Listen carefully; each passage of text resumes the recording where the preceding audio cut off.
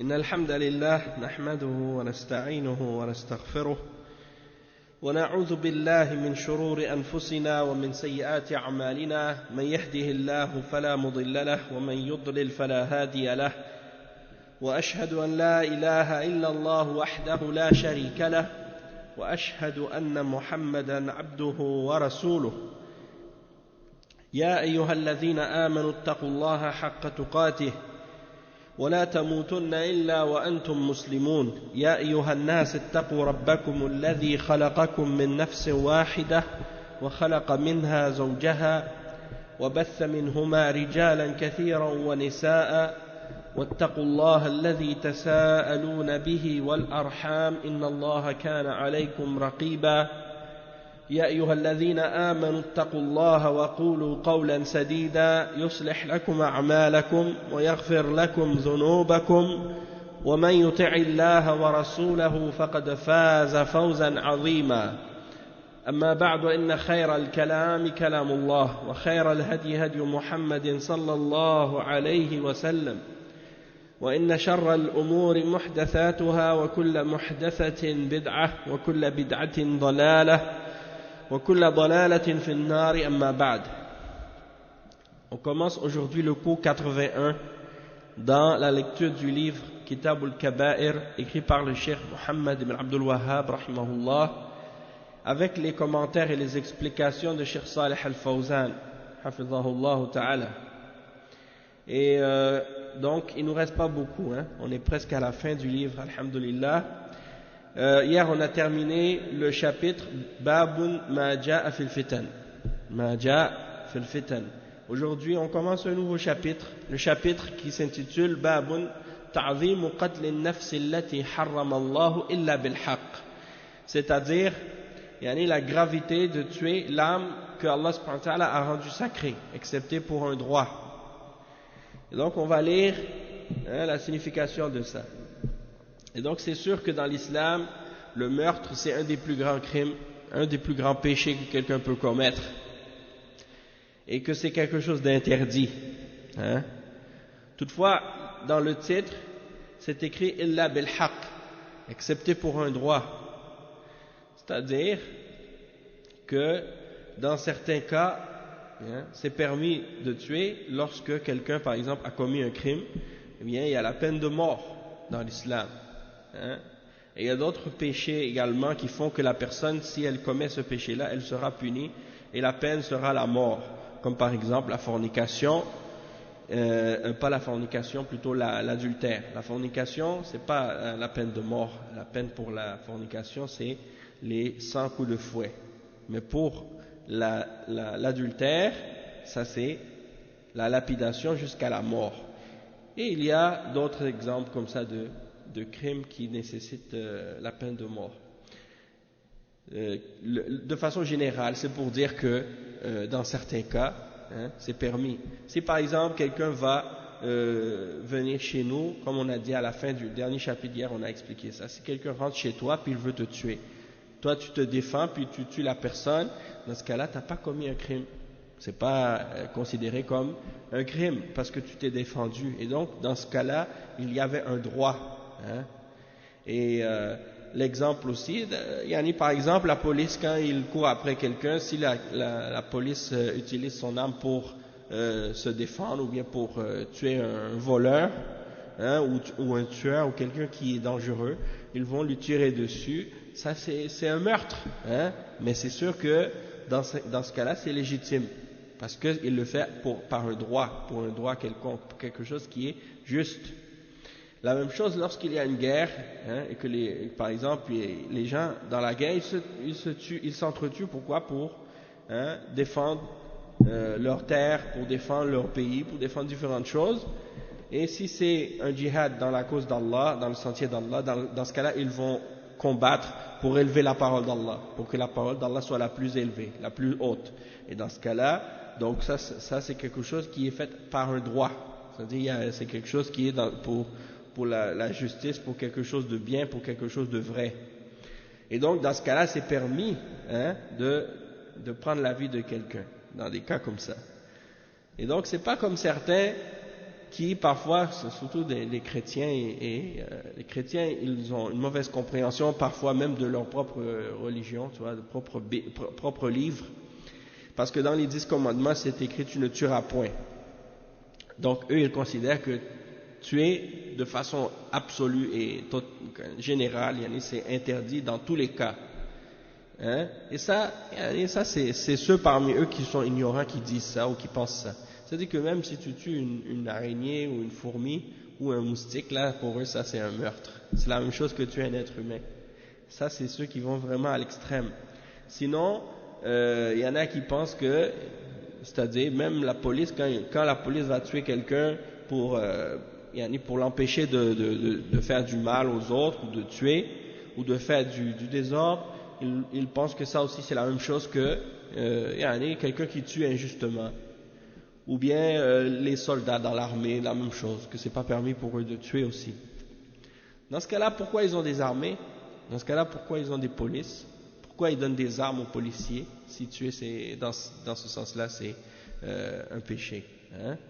Dans ce cas-là, personne ne devrait avoir d'armes. Aucun chrétien aurait le droit de prendre une arme. Hein? Et je me rappelle quand j'étais jeune, avant l'islam, j'étais pas musulman encore, je connaissais pas la religion de l'islam, je connaissais pas. Mais moi, je disais aux policiers, parce que c'est la vérité, qu'est-ce que je lui disais? Je lui disais aux policiers, si tu tues quelqu'un, hein, même si tu es un policier, si tu tues quelqu'un, Dieu va te juger pour ça. Et le policier s'est fâché quand je lui dis ça, il m'a poussé par terre, il m'a donné des coups, il m'a frappé. Oui, ça c'est arrivé quand j'étais plus jeune, hein. Donc à l'adolescence, quand j'étais plus jeune, avant l'islam. Donc c'est pour dire que il n'a pas aimé mon commentaire, d'accord? Et pourquoi? Parce que des fois les gens dans la société, ils ont l'idée que tout ce qui est civil, tout ce qui est des choses civiles, des choses de la vie, que ça n'a pas rapport avec la religion ou qu'il n'y a pas de lien avec la religion. Dans l'islam, non, tout est relié. Il n'y a pas une différence entre la vie de la dunya puis la religion. Tout est ensemble dans l'islam. Donc le policier musulman, quand il va utiliser son arme, il doit l'utiliser dans qu'est-ce qui est juste. Il n'a pas le droit de tirer sur quelqu'un injustement ou de frapper quelqu'un injustement ou de faire même s'il a l'autorité, même s'il a ce droit-là de porter une arme, ça ne lui donne pas un droit absolu. Il doit se limiter à ce qui est bien, ce qui est permis, ce qui est juste, hein, dans l'islam, selon sa foi. Parce que sinon, il va être questionné par Allah au jour de la résurrection. Hein? Peut-être qu'il peut arriver il va faire de l'injustice dans cette vie, il va tuer des gens injustement ou il va faire du mal aux gens et il ne va pas être puni par les hommes, mais au jour de la résurrection, il ne pourra pas s'échapper du jugement dans Allah subhanahu wa ta'ala. La même chose pour le soldat dans l'armée, lorsqu'il est dans la guerre, s'il est au combat, la même chose. Hein? Il ne peut pas faire de l'injustice et tuer des civils, tuer des gens qui ne sont pas des combattants, prendre la vie des gens innocents, des choses de ce genre. Donc si c'est le cas, comme ça dans l'islam, c'est comme ça. Donc c'est encore pire si quelqu'un fait des actes de terrorisme, il tue des innocents, il tue des gens qui ne sont même pas en guerre, et il les fait exploser comme ça. Ça c'est encore plus grave. Donc c'est pour dire que dans l'islam, il n'y a pas une séparation entre la vie d'ici-bas, puis les questions de la religion, ça c'est pas séparé dans l'islam, et vous allez voir la preuve de ça dans les versets qu'on va lire, dans les explications que le Cheikh Al-Fawzan il va donner. Donc en premier, le Cheikh il commence par expliquer le titre.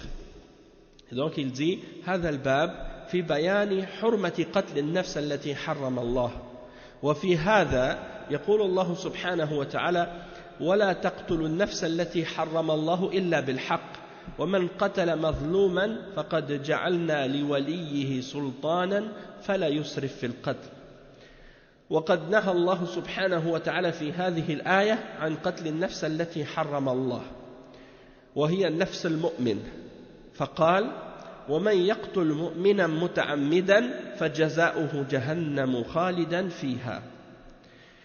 نعم. Donc le cheikh il commence en disant que dans ce chapitre on va expliquer le fait que de tuer une personne, de prendre l'âme de quelqu'un, c'est quelque chose d'interdit, c'est quelque chose qui est sacré, c'est quelque chose que Allah a rendu haram. Et la preuve de ça, c'est dans le verset 33 dans Surat Al-Isra. Donc le cheikh il cite comme premier verset le verset 33 dans Surat Al-Isra. On va lire ce verset ensemble, la signification de ce verset. Il cite le verset dans lequel Allah subhanahu wa ta'ala dit ce qui signifie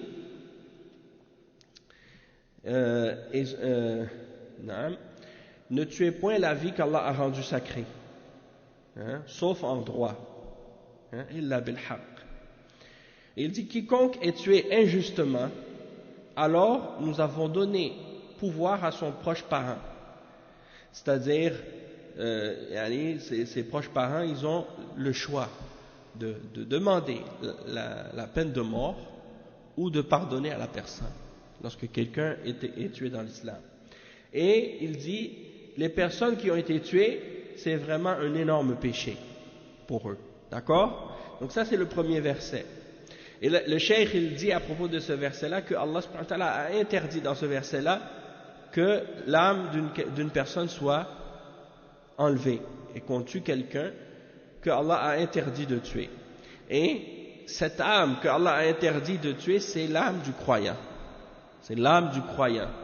Et il cite comme preuve que l'âme du croyant, elle est sacrée et qu'il est interdit de la prendre, le verset 93 dans Surat An-Nisa, dans lequel Allah subhanahu wa ta'ala dit ce qui signifie quiconque tue intentionnellement un croyant, sa rétribution alors sera l'enfer, pour y demeurer éternellement. Allah l'a frappé de sa colère, il l'a maudit et lui a préparé un énorme châtiment. Un énorme châtiment. Donc dans ce verset, Allah subhanahu wa ta'ala interdit explicitement et clairement. Barakallahu fik, Mustafa, ça va? Alhamdulillah, ça fait plaisir de te voir. Donc dans ce verset, Allah subhanahu wa ta'ala, il interdit de prendre l'âme du croyant en particulier. Et donc il y a des égarés ou des ignorants dans l'internet. Ils veulent attaquer l'islam, ils veulent critiquer l'islam. Donc ils disent regardez l'islam, il interdit de tuer le croyant, mais c'est-à-dire comme s'ils pensent que le fait que Allah subhanahu wa ta'ala mentionne spécifiquement dans le verset qu'il n'est pas permis de tuer le croyant, que ça veut dire que dans l'islam on a le droit de tuer les non-croyants. Donc ça c'est un exemple de l'ignorance des gens. Il y a des musulmans peut-être qui connaissent pas ces principes-là et qui vont entendre ça et qui vont être choqués ou bien qui vont être confus. Ils vont dire c'est permis de tuer les kuffars dans l'islam, alors que ça c'est un mensonge. C'est un mensonge. Et donc c'est de cette façon qu'ils mentent sur l'islam. Pourquoi? Parce qu'ils prennent un verset et ils vont pas aller voir les autres versets qui clarifient celui-là. Ou bien ils vont pas voir non plus les hadiths dans la sunna qui clarifient les détails de cette question-là. Donc Cheikh Al-Fawzan il continue et il dit ويدخل في هذا نفس المعاهد من الكفار فإنه يحرم قتله ولهذا قال سبحانه وتعالى مبينا أنه ينبغي لمؤمن أن يقدم على ذلك إلا يعني فأنه ما ينبغي لمؤمن أن يقدم على ذلك إلا عن طريق الخطأ وبين أنه إن كان المقتول مؤمنا ولكن أولياؤه من الكفار أهل حرب فلا دية لهم وأنه على القاتل تحرير رقبة مؤمنة فقال وما كان لمؤمن أن يقتل مؤمنا إلا خطأ ومن قتل مؤمنا خطأ فتحرير رقبة مؤمنة ودية مسلمة إلى أهله إلا أن يصدقوا فإن كان من قوم عدو لكم وهو مؤمن فتحرير رقبة فكونه من الكفار لا تجب فيه دية وإنما تجب فيه كفارة لأنه نفس مؤمنة ثم قال وإن كان من قوم بينكم وبينهم ميثاق ففدية مسلمة إلى أهله وتحرير رقبة مؤمنة فمن لم يجد فصيام شهرين متتابعين توبة من الله وكان الله عليما حكيما. أي فإن كان القتيل أولياؤه أهل ذمة أو هدنة فلهم دية قتيلهم والكفارة كما في قتل المؤمن. وهذا يدل على تحريم قتل المعاهدين من الكفار وأن دماءهم محرمة كالمسلمين. فقتل الخطأ فيه الدية والكفارة، وقتل العبد فيه الوعيد كما في الحديث قال صلى الله عليه وسلم من قتل معاهدا لم يرح رائحة الجنة وإن ريحها أو ريحتها توجد من مسيرة 40 عاما رواه البخاري. Donc le cheikh il explique ensuite et il dit on fait rentrer dans l'interdiction de l'âme, de tuer l'âme ou de prendre l'âme de quelqu'un qui est croyant, on peut faire rentrer dans ça également l'âme du mécréant qui est sous la protection des musulmans ou bien qui est sous la protection d'une entente ou d'un pacte avec les musulmans. Ce qu'on appelle les kuffars qui sont les mu'ahadoun. Parce que les kuffars ne sont pas d'une seule catégorie. Et les ulama ont classifié différentes catégories de kuffars. Il y a les kuffars qu'on appelle al-mu'ahadoun. Et c'est-à-dire les kuffars qui sont dans un pays et ce pays-là, il est en paix avec les pays musulmans. Dans le sens qu'il y a des traités ou des pactes ou des ententes internationales de paix et de non-agression entre leur pays et les pays musulmans. Donc ces pays-là, les gens qui sont qui vivent, la population qui vit dans ces pays-là sont sous la protection de cette entente-là.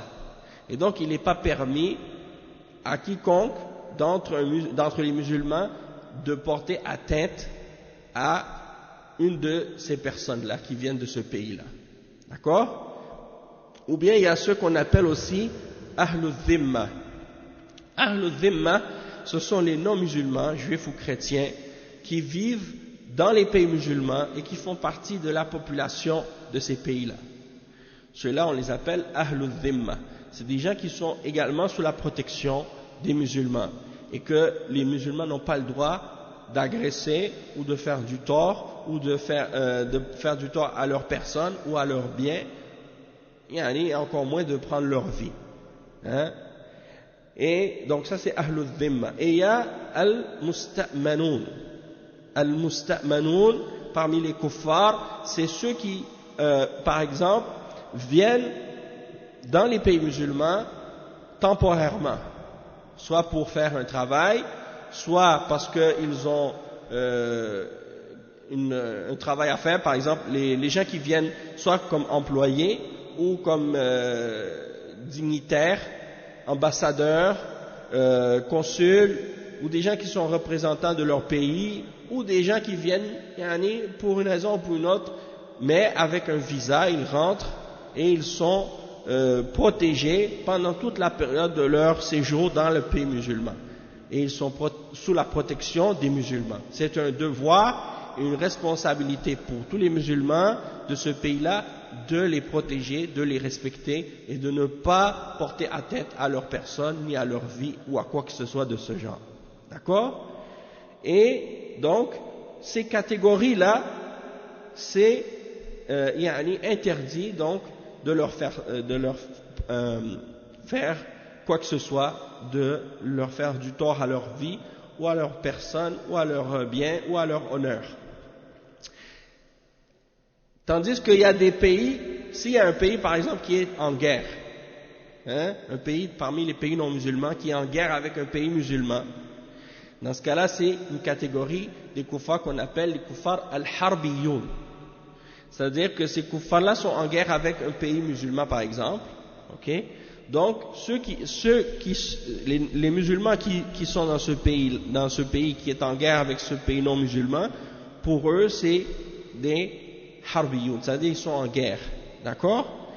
Et dans ce cas-là, donc, il n'y a pas cette protection de la part des musulmans pour ces non-musulmans-là. Mais ça veut pas nécessairement dire que pour un musulman, il est permis de tuer n'importe quel d'entre eux et d'agresser n'importe quel d'entre eux. Hein? C'est lorsqu'il y a la guerre, par exemple, eh bien, c'est permis pour les musulmans qui partent au combat, qui vont attaquer ces non-musulmans-là, de combattre les combattants parmi les ennemis. Mais pas de tuer les civils, les femmes, les enfants, ou de détruire les arbres, détruire les lacs, ou de même les ulama, ils mentionnent même les religieux, ou les personnes âgées, les prêtres, les moines, qui ne font pas partie des combattants, il n'est pas permis de les tuer non plus. Donc, c'est pas tous les harbiyoun que les musulmans auront le droit de tuer ou de prendre la vie, mais seulement les combattants parmi eux. Hein? Donc ça c'est pour dire que c'est pas comme certains parmi les ennemis de l'islam essaient de faire paraître ou de faire croire aux gens que l'islam c'est une religion de fous ou de sauvages, ou que les gens dans l'islam on a le droit de tuer tout le monde et qu'on se permet de tuer les non-musulmans comme des fourmis. Non, ça c'est ceux qui agissent de cette manière-là au nom de l'islam ou au nom d'Allah, ce sont des menteurs, ce sont des traîtres, ce sont des gens qui font un grand tort à l'islam et aux musulmans parce qu'ils déforment la réalité de l'islam.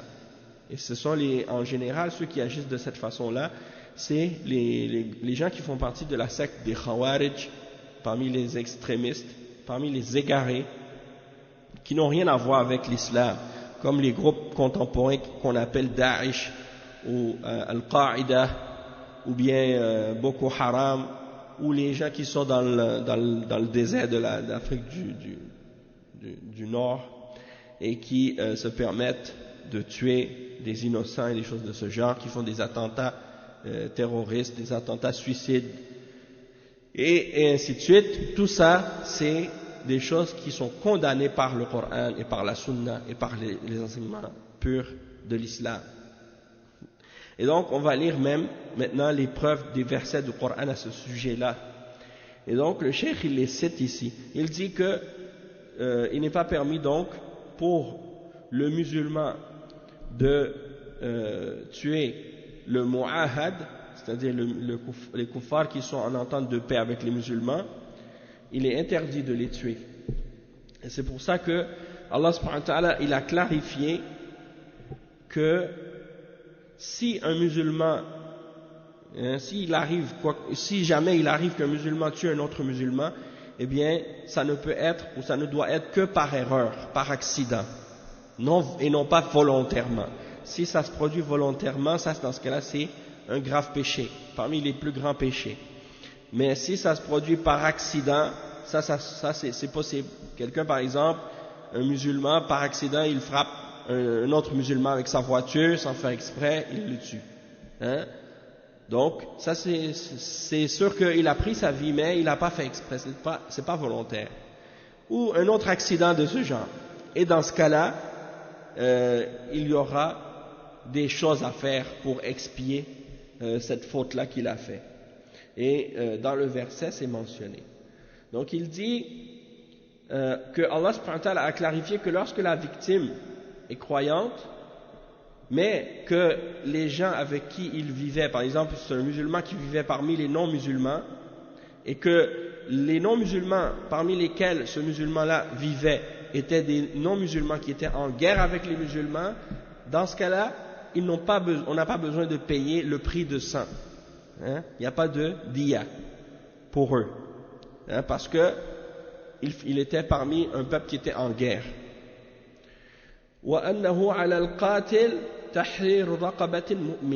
Et celui qui a été responsable de sa mort, de la mort de ce croyant-là, il devra libérer un esclave vivant, un esclave croyant, pardon. Il devra libérer un esclave croyant pour expier son péché. Et il mentionne le verset 92 dans Surat An-Nisa. Il dit, Allah subhanahu wa ta'ala dit ce qui signifie dans ce verset, il n'appartient pas à un croyant de tuer un autre croyant, si ce n'est que par erreur. Quiconque tue par erreur un croyant, qu'il affranchisse alors un esclave croyant et remette à sa famille le prix du sang, à moins que celle-ci n'y renonce par charité. Mais si le tué, ou la victime, appartenait à un peuple ennemi à vous et qu'il soit croyant, qu'on affranchisse alors un esclave croyant.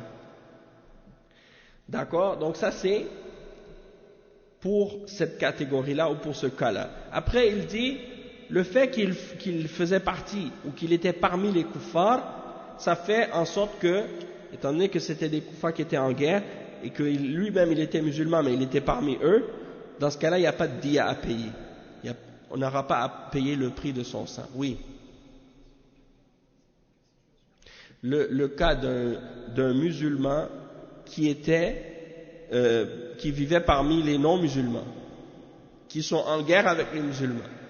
Si les musulmans, par exemple, l'ont tué, ce musulman-là, dans ce cas-là, ils n'ont pas de prix du sang à payer pour lui, sauf que pour expiation, ils doivent libérer un esclave musulman, un esclave croyant. D'accord?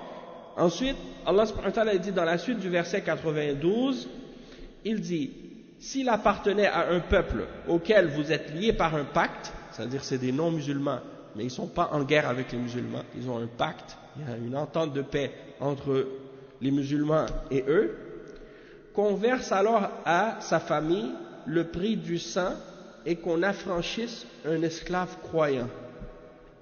C'est-à-dire que si la victime, elle fait partie des gens qui sont liés aux musulmans par un pacte, alors on doit payer le prix de sang pour lui, c'est-à-dire que ce soit un musulman ou un non-musulman, on doit payer le prix du sang pour cette personne, et en plus de ça, affranchir un esclave croyant. Et celui qui n'en trouve pas le moyen, qu'il jeûne 2 mois d'affilée pour être pardonné par Allah. 2 mois d'affilée. Shahrain mutatabi'in. Ça veut dire le prix du sang, ad-diya, on dit en arabe ad-diya, la valeur du prix de sang, c'était à l'époque du prophète sallallahu alayhi wa sallam équivalent à 100 chameaux. La valeur de 100 chameaux. 100 chameaux, c'est une fortune. Et c'est ça que la personne devait payer pour la personne qui a été tuée parmi les gens qui ont une entente de paix avec les musulmans, même s'il n'est pas musulman. Donc ça veut dire que si quelqu'un, par exemple, aujourd'hui, il tue un non-musulman, et que ce non-musulman-là, il fait partie des non-musulmans qui ont une entente de paix avec les musulmans, eh bien, ce musulman-là, il doit payer le prix de sang de cette personne dans l'islam, qui équivaut à la valeur de 100 chameaux à peu près à l'époque du prophète sallallahu alayhi wa sallam. Aujourd'hui, ça coûte une fortune, ça équivaut à une fortune. Oui, ça coûte très cher. Donc, et en plus, il doit libérer un esclave, le prix d'un esclave croyant. Donc ça, c'est très cher aussi. Et s'il ne peut pas, il doit jeûner 2 mois consécutifs. Donc ça, c'est pour dire que c'est celui qui pense que dans l'islam, le musulman il a le droit de tuer n'importe qui, ou les non-musulmans, qu'il n'y a pas de péché là-dedans, ça c'est faux. Il ment. Et il dit, ça c'est le cheikh il dit, c'est-à-dire que si la victime qui a été tuée, il fait partie des gens de Ahlul Dhimma, des non-musulmans qui vivent chez les musulmans, ou des non-musulmans qui sont en paix avec les musulmans, alors il doit payer la diya, le prix de son sang, et faire une expiation pour l'avoir tué, comme pour le croyant. Et donc ça prouve l'interdiction de tuer les kuffars parmi ceux qui ont une entente de paix avec les musulmans. Et que leur sang est sacré comme le sang des musulmans. Et il dit, donc, pour le meurtre qui n'est pas intentionnel, il faut payer la dia et faire l'expiation, payer l'expiation aussi. Il dit, tandis que pour il dit وَقَتْلُ الْعَبْدِ فِيهِ الْوَعِيدِ.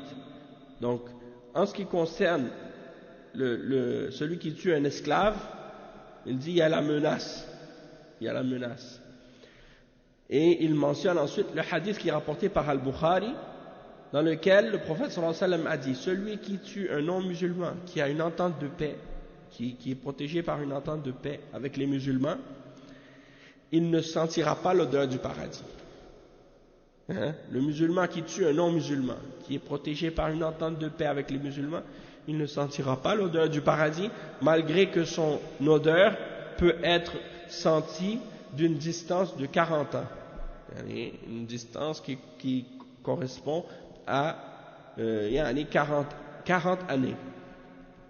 Donc, ça veut dire que c'est une menace sévère. Et il dit فالذين يقتلون المعاهدين والمستأمنين بالتفجيرات والقصف بالأسلحة بحجة أنهم كفار ويعتبرون هذا من الجهاد في سبيل الله هؤلاء قتلوا الأنفس التي حرم الله بغير حق وفعلهم هذا من الخيانة ونقض العهود وليست من الجهاد في سبيل الله ويحق عليهم الوعيد الذي جاء في الحديث من قتل معاهدا لم يرح رائحة الجنة.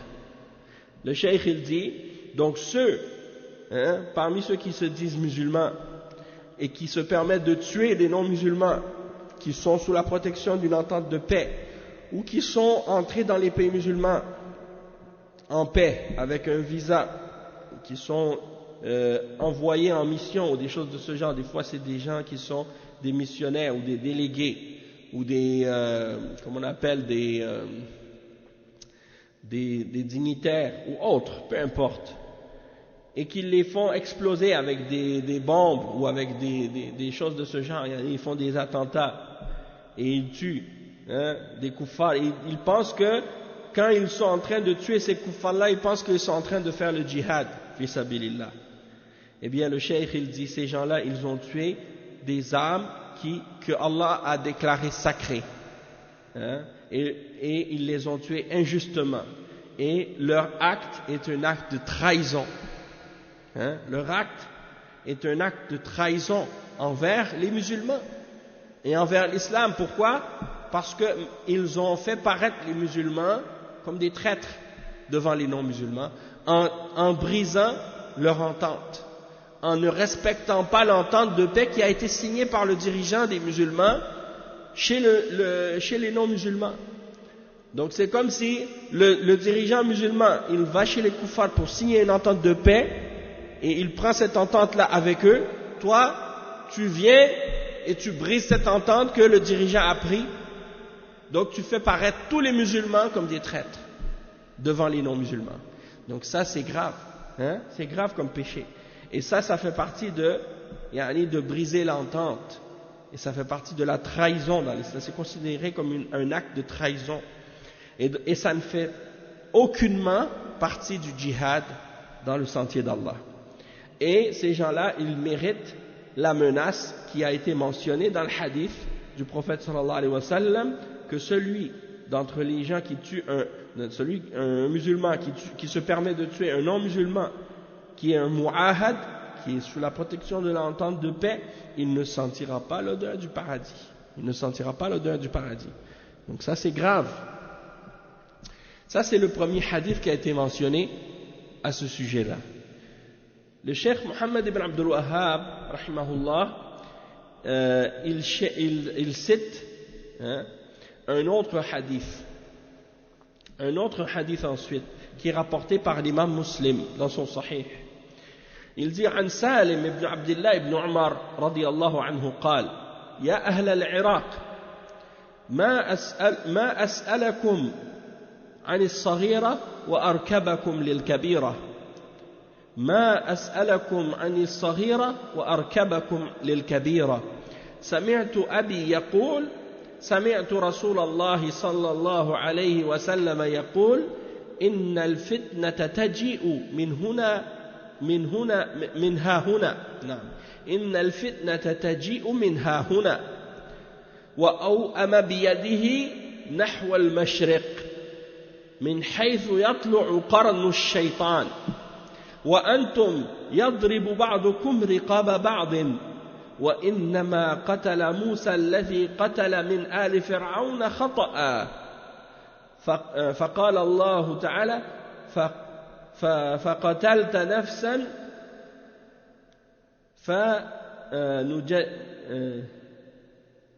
فنجيناك وقتلت نفسا فنجيناك من الغم وفتناك فتونا. Donc ce hadith qui est un hadith rapporté par l'imam Muslim selon Salim, le fils de Abdullah ibn Omar, Abdullah ibn Omar, qui est le fils de Omar ibn al-Khattab. Donc, le rapporteur de ce hadith, c'est le petit-fils de Omar ibn al-Khattab, Salim, qui est le fils de Omar, le fils de Abdullah, et Abdullah, qui est le fils de Omar ibn al-Khattab. Donc, c'est son petit-fils qui cite le hadith, Salim. Naam. Donc Salim, il dit de son père, Abdullah,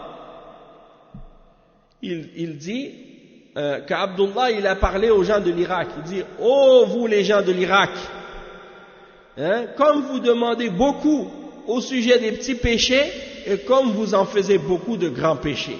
C'est-à-dire vous me demandez à propos des petits péchés alors que vous êtes en train de faire des grands péchés, des péchés graves. Il s'adresse aux gens de l'Irak. Il dit, j'ai entendu mon père, Omar ibn al-Khattab, radiyallahu anhu, il a dit, j'ai entendu le messager d'Allah, sallallahu alayhi wa sallam, qui a dit, la fitna viendra de par ici.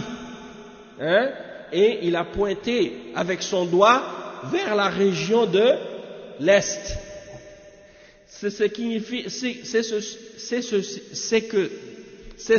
signifie que quand on dit la fitna vient de l'Est, ça veut dire de l'Irak. La plupart des fitnes, elles viennent de l'Irak. Et le prophète sallallahu alayhi wa sallam, il l'a dit, la fitna va venir de l'Est. Il a pointé vers l'Est. Et il dit, c'est de là que se lèveront les cornes du diable, les cornes du shaitan. Aujourd'hui, des fois, vous lisez, par exemple, sur les sites des gens de bid'a comme les soufis et les ahbash, les asha'ira, quand ils veulent attaquer les gens de la sunna et qu'ils les appellent des wahhabis, des wahhabiyya, des wahhabites, comme ils disent, ils les accusent de wahhabiyya, ils les accusent de wahhabites. Puis ils citent ce hadith ou un hadith semblable qui dit la fitna viendra du Najd ou bien va venir de cette direction, ils pointent vers l'Est.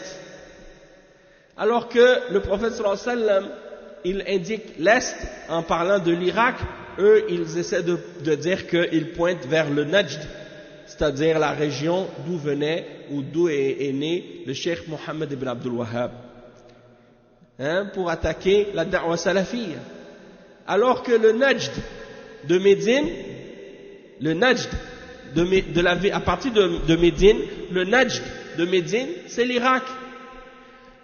Et de la Mecque, le Najd de la Mecque, c'est Najd de l'Yamam, de là où vient Cheikh Mohammed ibn Abdul Wahhab. Mais le Najd dont il est question, c'est pas le Najd de Al-Yamam, c'est Najd de l'Irak. C'est de là que vient la fitna. Et historiquement, si tu regardes dans l'histoire de la Ummah, de l'islam, les grosses fitnes, les grosses bid'ah, la plupart elles sont toutes apparues en Irak. Bon, toute la région, il y a un nid de l'Est, et cette région-là, même encore aujourd'hui, tu vois les fitnes qui viennent de l'Irak, encore. Donc il ne faut pas être étonné de ça. Et donc, il dit, c'est de là que vont naître les cornes du shaitan.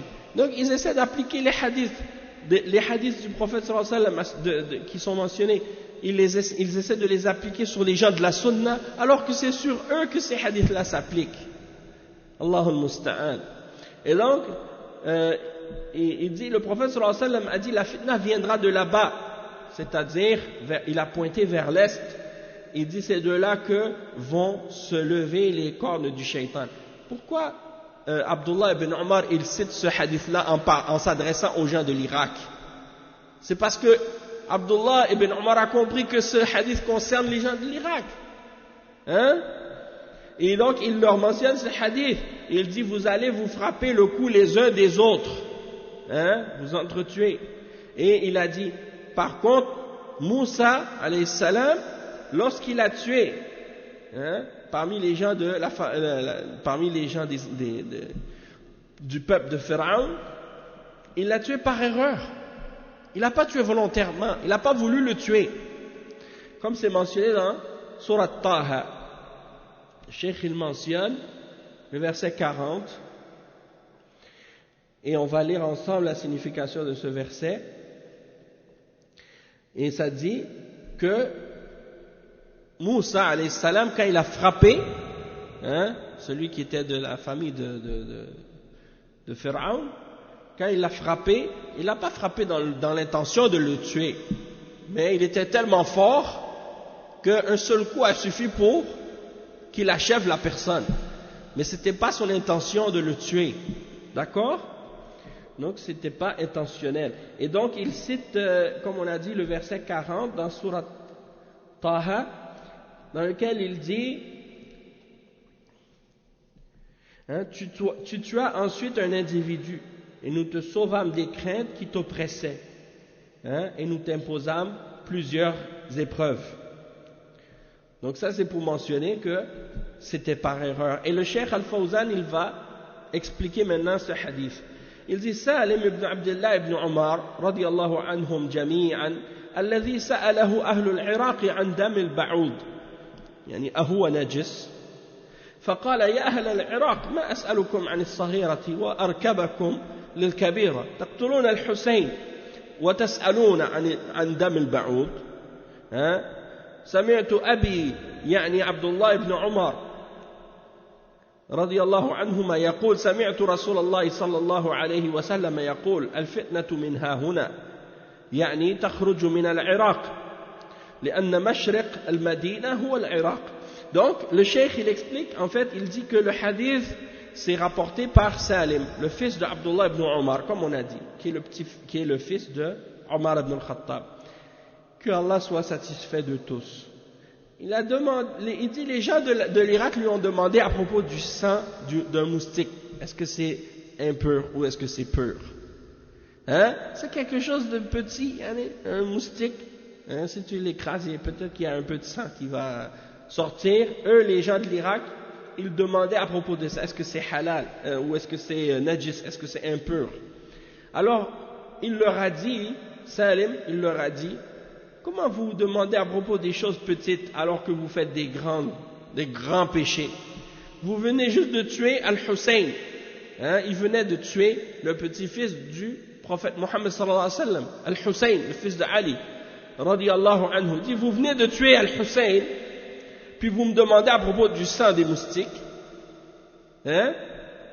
Il dit, j'ai entendu mon père, Abdullah ibn Omar, le fils de Omar ibn al-Khattab, qui a dit qu'il a entendu le messager d'Allah, sallallahu alayhi wa sallam, qui disait, la fitna viendra de là-bas. Hein? Et il a pointé vers l'Irak. Hein, elle va sortir de l'Irak.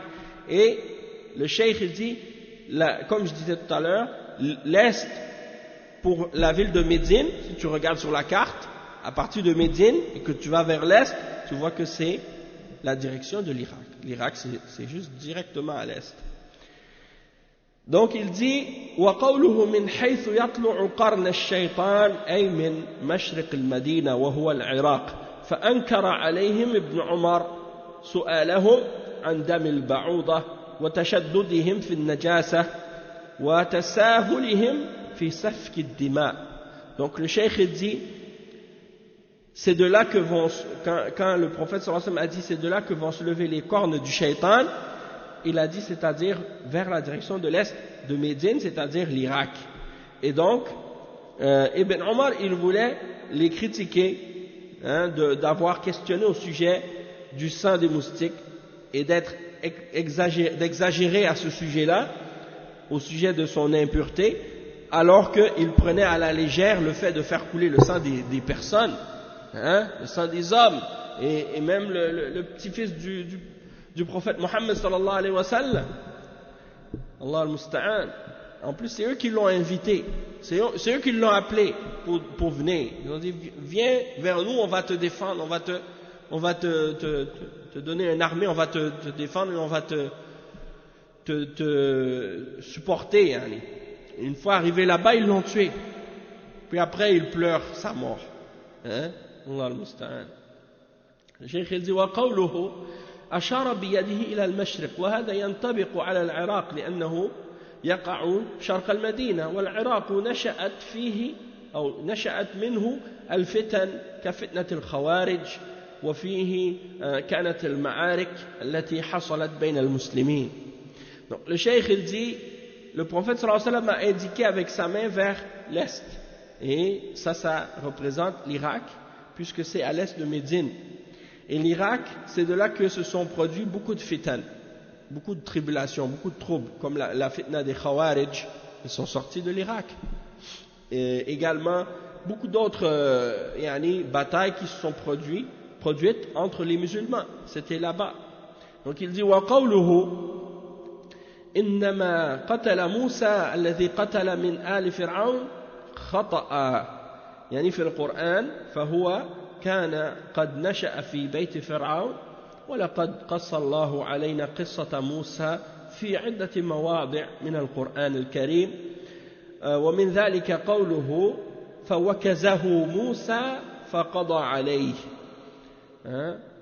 قال هذا من عمل الشيطان إنه عدو مضل مبين قال رب إني ظلمت نفسي فاغفر لي فغفر له إنه هو الغفور الرحيم قال ربي بما أنعمت علي فلن أكون ظهيرا للمجرمين. Donc le cheikh il cite le verset dont j'ai parlé tout à l'heure, fawakazahu. Donc il dit que quand Moussa a tué, il a tué la personne qu'il a tuée de la famille de Pharaon par erreur, comme c'est mentionné dans le Coran. Il y a beaucoup de versets dans le Coran qui mentionnent l'histoire de Moussa alayhi salam dans plusieurs endroits dans le Coran. Puis il mentionne le verset dans lequel Allah subhanahu wa ta'ala dit et il l'a frappé, Moussa l'a frappé, il l'a tué. Et Moussa alayhi salam a dit ceci fait partie des œuvres du shaitan, il est certes un ennemi égareur et évident. Un ennemi égareur évident. Et il a dit, Seigneur, parce que je me suis fait du tort à moi-même, pardonne-moi. Alors Allah lui a pardonné, il est certes pardonneur et miséricordieux. Et il a dit, Seigneur, parce que tu as mis sur moi ta grâce, je ne serai pas de ceux qui défendent les injustes ou qui supportent les injustes. Donc il dit وقصة موسى يطول سردها وهي موجودة في كتب التفاسير ولكن الذي يهمنا هنا بيان أن قتل النفس بغير حق ممنوع لأنه يترتب على القتل محاذير مثل الهم والغم والخوف وهذا الذي دعا موسى لأن يهرب من مصر إلى أرض مدين وهو لم يكن قد تعمد القتل ولكن قتله إنما كان خطأ فكيف حال من قتل متعمدا.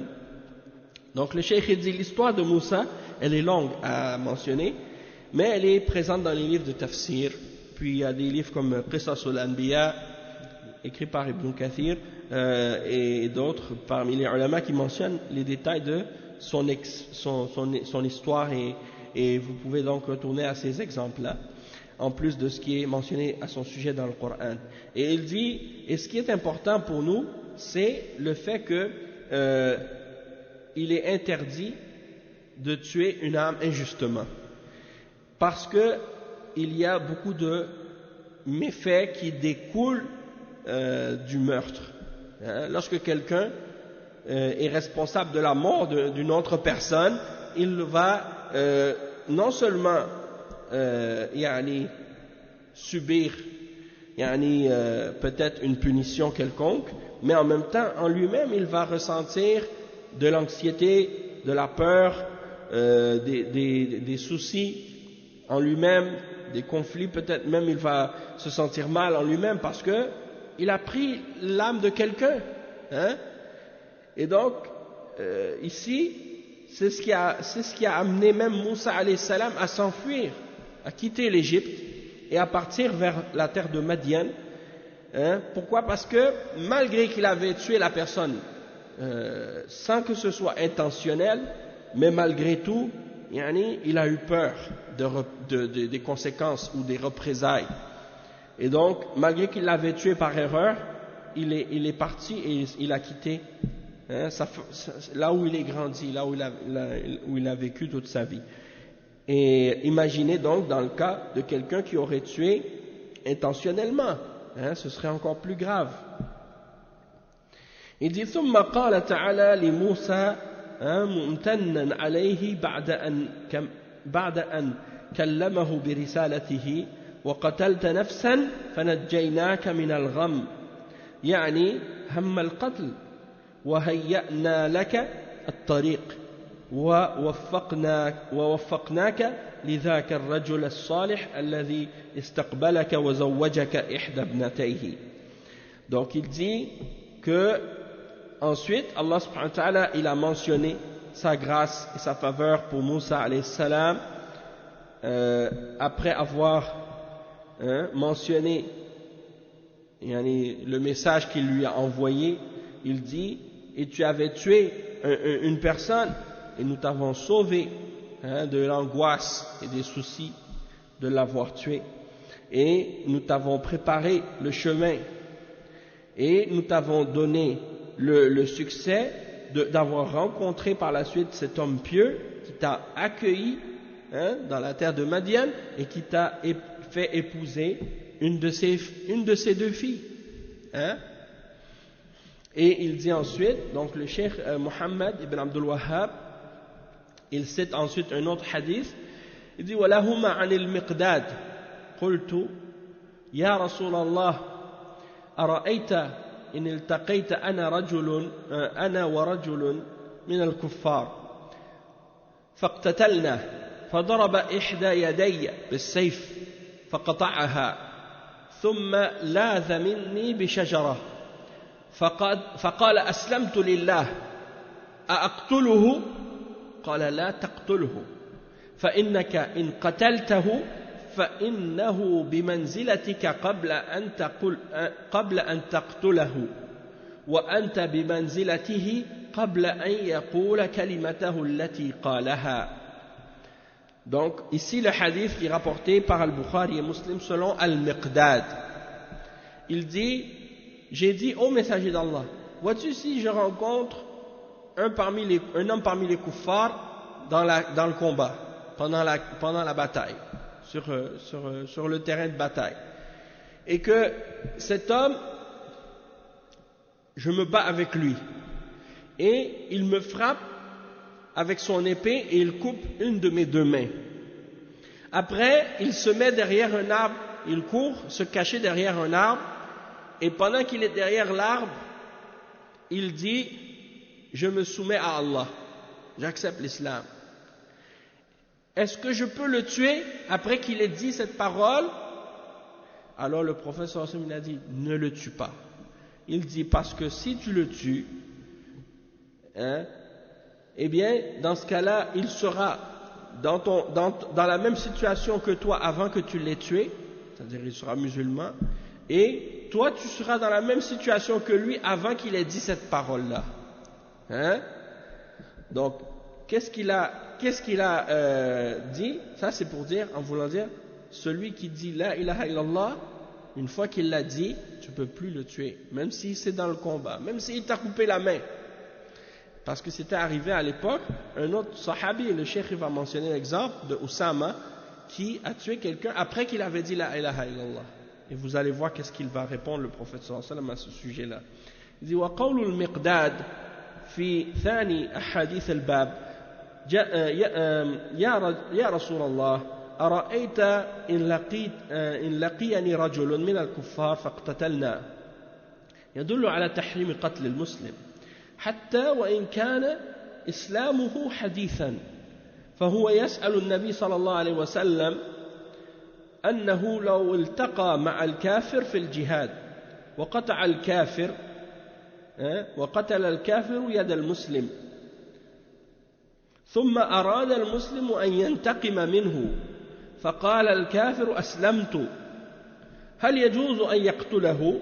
فقال له النبي صلى الله عليه وسلم لا تقتله لأنه أصبح مسلما وأصبح دمه حراما ولهذا قال له النبي صلى الله عليه وسلم فإنك إن قتلته فإنه بمنزلتك يعني صار مصان الدم بالإسلام مثلك وأنت بمنزلته قبل أن يقول كلمته التي قالها أي أنت بعد قتلك له تكون غير معصوم الدم ولا محرم القتل قصاصا وليس معنى بمنزلته أنك تكفر فمن دخل في الإسلام فإنه يكف عنه فإن ثبت على إسلامه حرم دمه وماله وإن دخل وظهر منه ما يخالف الإسلام حكم عليه بالردة.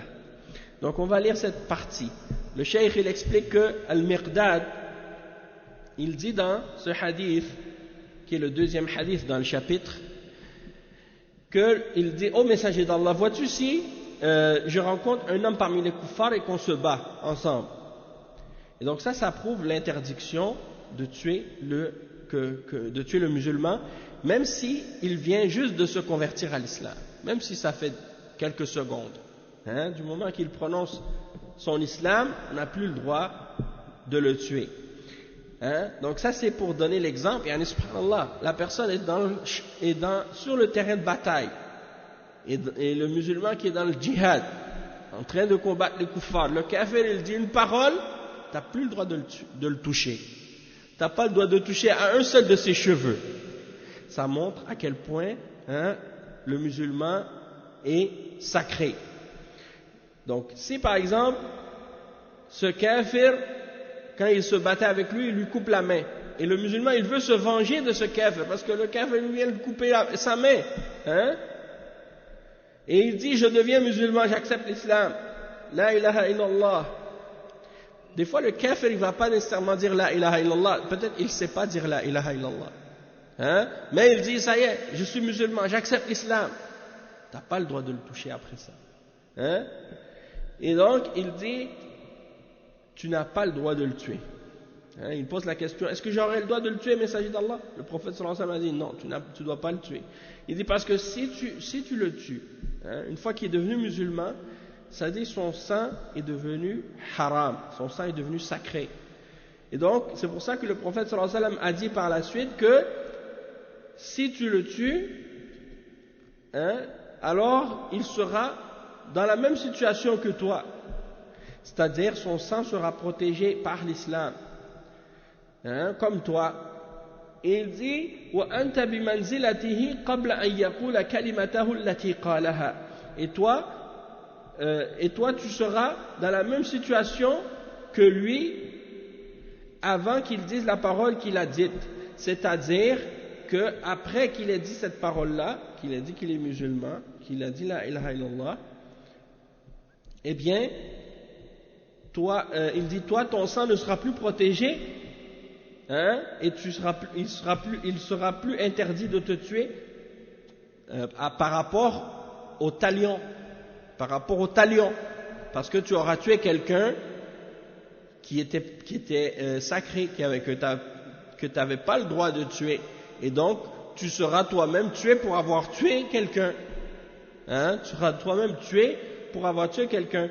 Ça ne veut pas dire que en le tuant, tu es devenu kafir comme lui.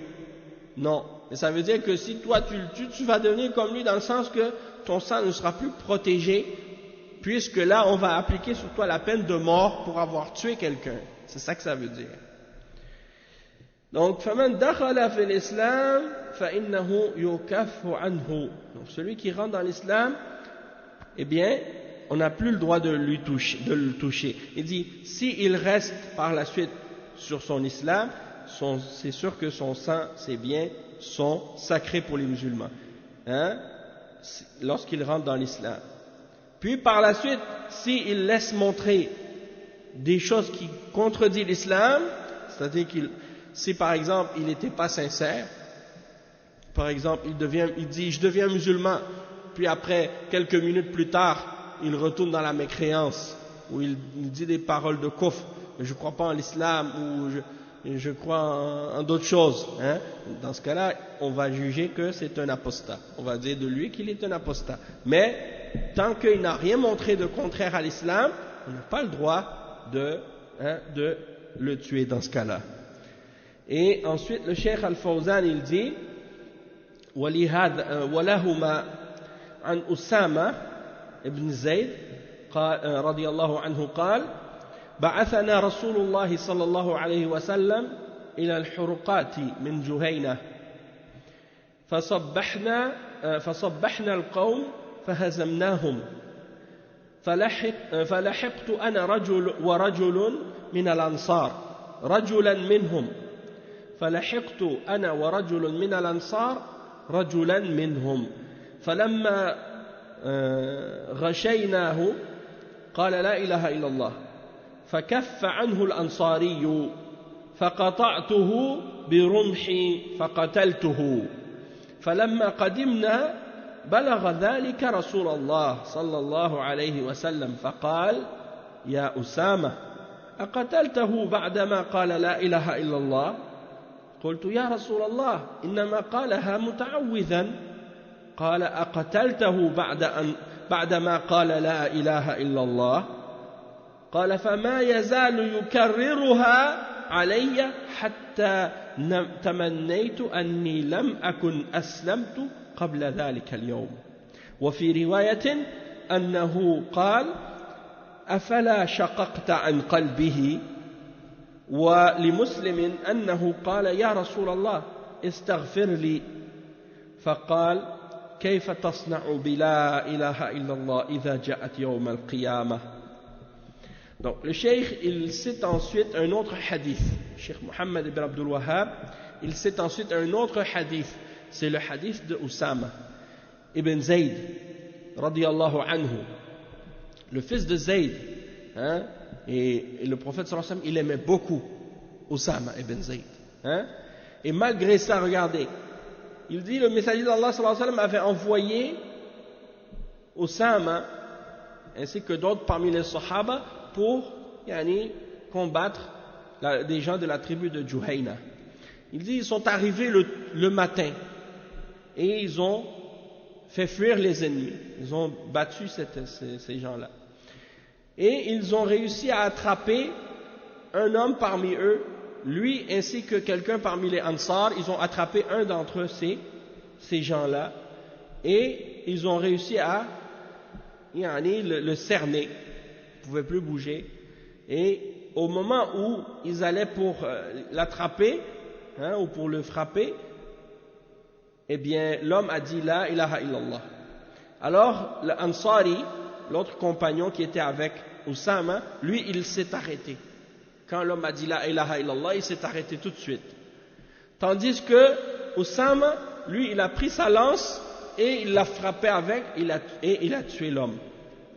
Lorsqu'ils sont revenus chez le messager d'Allah sallallahu alayhi wa sallam, le prophète sallallahu alayhi wa sallam a entendu ça. Il a dit oh Oussama, est-ce que tu l'as tué après qu'il ait dit la ilaha illallah? Alors lui il dit j'ai dit oh messager d'Allah, il a juste dit ça pour se protéger. Il a dit la ilaha illallah juste pour se protéger parce qu'il ne voulait pas que je le tue.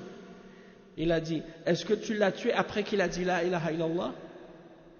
Et il a continué à dire ça. Est-ce que tu l'as tué après qu'il a dit la ilaha illallah? Est-ce que tu l'as tué après qu'il a dit la ilaha illallah? Hein?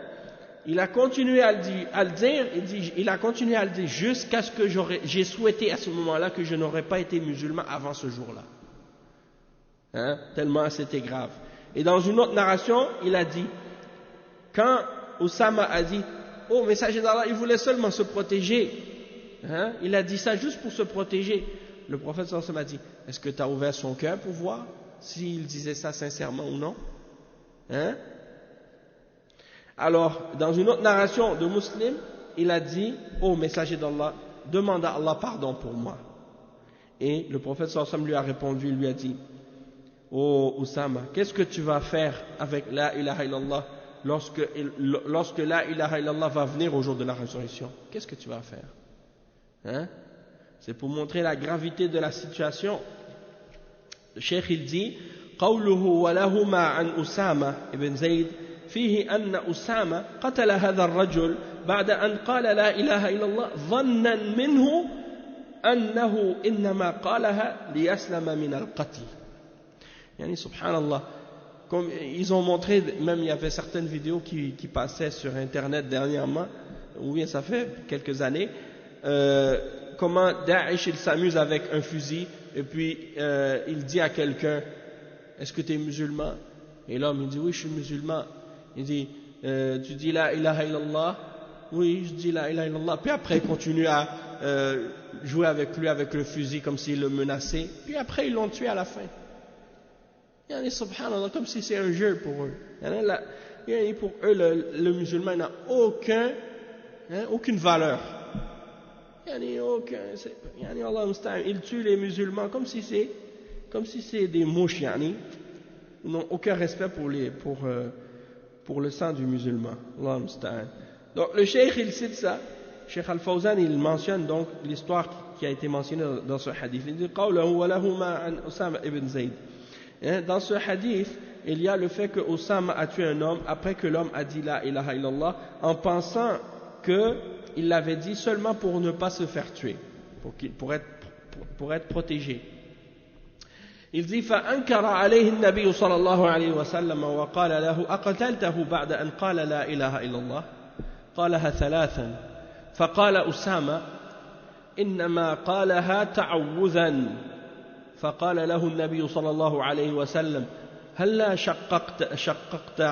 شققت عن قلبه فهذا إنكار من الرسول صلى الله عليه وسلم لقتل من أظهر الإسلام لأن الله تعالى هو الذي يتولى السرائر ونحن ليس لنا إلا الظاهر إلا إن تبين لنا غير ذلك قال الله تعالى يا أيها الذين آمنوا إذا ضربتم في سبيل الله فتبينوا ولا تقولوا لمن ألقى إليكم السلام لست مؤمنا فالواجب التثبت في هذه الحالات وعدم التسرع فالنيات لا يعلمها إلا الله فمن أسلم أخذنا بظاهر حاله إلا إذا أظهر منه ردة فحينها يقتل مرتدا.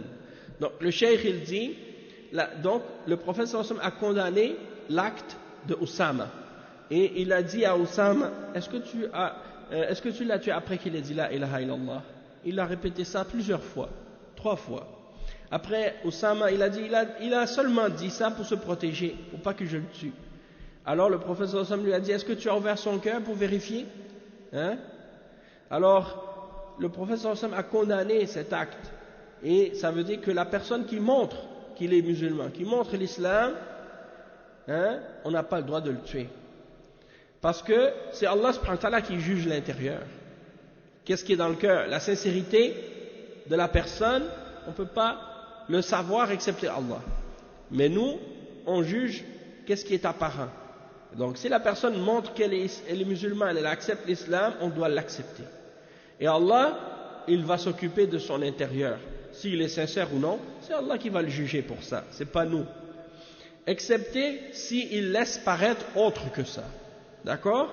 Et il mentionne le verset 94 dans Surat An-Nisa, dans lequel Allah subhanahu wa ta'ala dit ce qui signifie: ô les croyants, lorsque vous sortez pour lutter dans le sentier d'Allah, voyez bien, vérifiez bien, ne vous hâtez pas. Et ne dites pas à quiconque vous adresse le salut de l'islam, tu n'es pas croyant. Donc il dit l'obligation pour le musulman c'est de vérifier dans ces situations-là et ne pas se précipiter.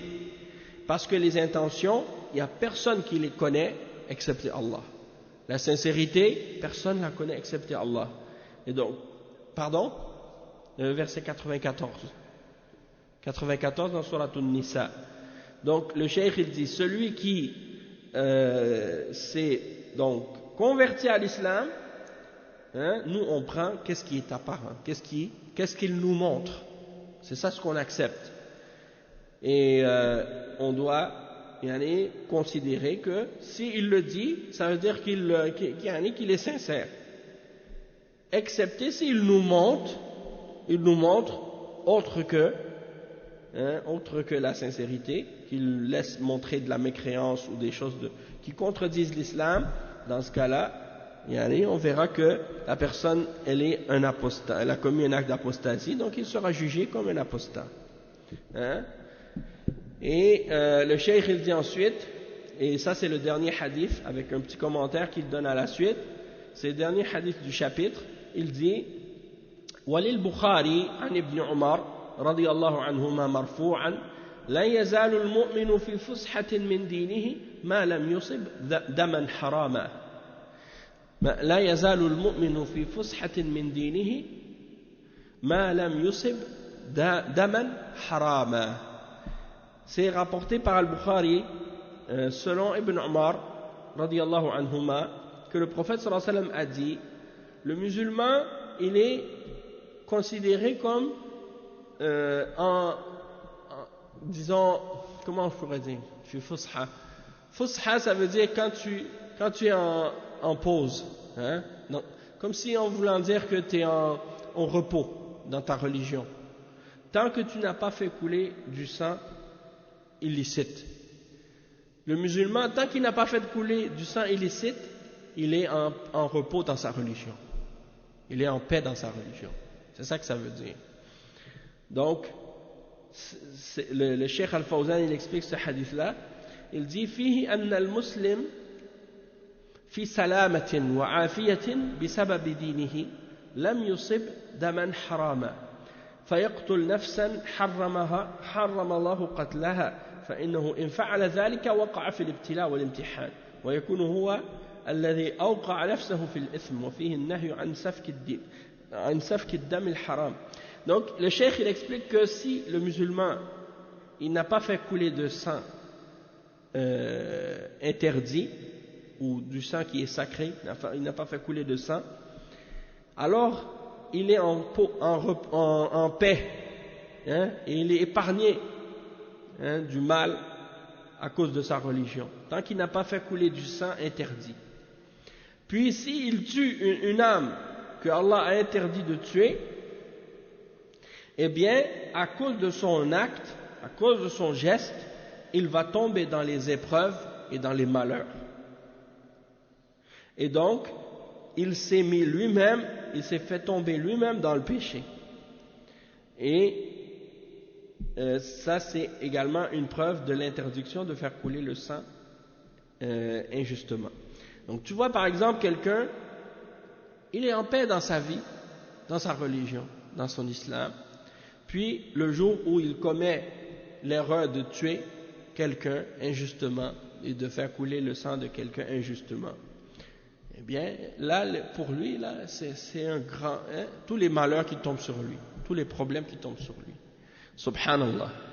Surtout les gens, bon, là, il va perdre sa réputation, il va rentrer en prison, il va être accusé, il va peut-être même être exécuté. Tout ça parce qu'il a tué quelqu'un injustement. Alors qu'auparavant, il était en paix. Hein? Donc, ça, c'est des choses vraiment graves. Il doit penser à ça.